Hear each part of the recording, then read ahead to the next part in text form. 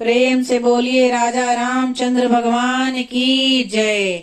नमस्कार दोस्तों, मैं हूं नीलू मिश्रा। स्वागत करती हूं आपके अपने ही चैनल भक्ति संग्रह में। आज मैं आपके लिए लेकर आई हूं विजयदशमी, जो कि दशहरा भी कहा जाता है, उसकी कहानी। आखिर क्यों मनाया जाता है दशहरा, इसको मनाने के पीछे की क्या कहानी है, अगर आप सब कुछ जानना चाहते हैं तो मेरी वीडियो में अंत तक बने रहें। तो चलिए आइए वीडियो की शुरुआत करते हैं। शारदीय नवरात्र के बाद 10वें दिन दशहरे का त्योहार देश भर में धूमधाम के साथ मनाया जाता है। मान्यता है कि इस दिन रावण के पुतले जलाए जाते हैं और भगवान राम की पूजा की जाती है। यह त्योहार बुराई पर अच्छाई की जीत के प्रतीक के रूप में मनाया जाता है। दशहरा या दशहरा त्रेता युग में जब रावण जैसे पापी राजा का अत्याचार बहुत बढ़ गया था, तो उसके कारण धर्म का नाश होने लगा था। तब सभी देवता सहायता मांगने के लिए भगवान विष्णु के पास गए थे। यदि सृष्टि में धर्म की हानि होने लगती है तथा अधर्म जीतने लगता है, तब तब भगवान विष्णु जन्म लेते हैं व धर्म की पुनः स्थापना करते हैं। इसलिए भगवान विष्णु ने अयोध्या के राजा दशरथ के घर पुत्र रूप में जन्म लिया, जिनका नाम श्री राम था। महर्षि वशिष्ठ से उन्होंने शिक्षा ग्रहण की तथा उसके बाद पुनः अयोध्या आ गए। तब राजा दशरथ उनके राज्याभिषेक की तैयारी कर ही रहे थे कि श्री राम की सौतेली माँ कैकेयी ने षड्यंत्र के तहत उन्हें 14 वर्षों का वनवास दिलवा दिया। यह सब कुछ योजना के तहत हो रहा था, क्योंकि यदि भगवान श्री राम को वनवास नहीं मिलता तो रावण जैसे पापी का अंत भी नहीं हो पाता।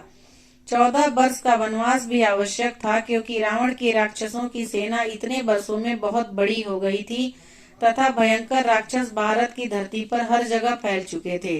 रावण का साम्राज्य समुद्र के उस पार लंका में था, लेकिन इधर भारत की भूमि पर भी उसके राक्षस रहा करते थे।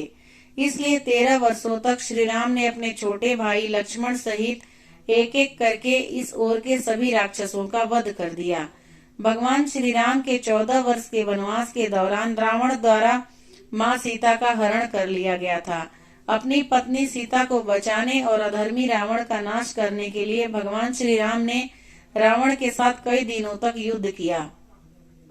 इस युद्ध के दौरान शारदीय नवरात्रि के दिनों में भगवान राम ने लगातार 9 दिनों तक शक्ति की देवी माँ दुर्गा की आराधना की थी, जिसके बाद माँ दुर्गा के आशीर्वाद से भगवान श्री राम ने युद्ध के 10वें दिन रावण का वध कर अपनी पत्नी और सभी लोगों को उनके अत्याचारों से बचाया था।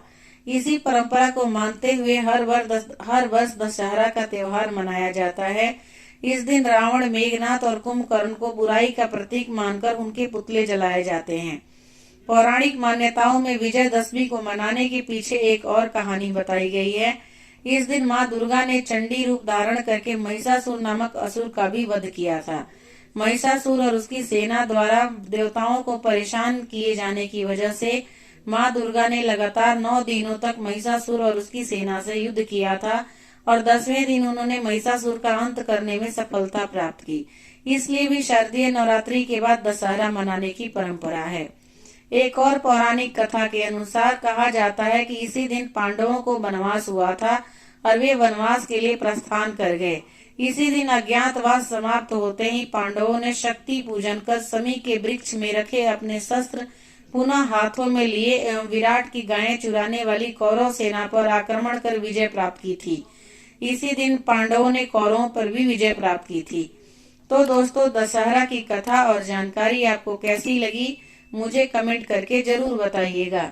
ये सूचना सिर्फ मान्यताओं एवं जानकारियों पर आधारित है, जो मैंने आप तक पहुंचाने की कोशिश की है।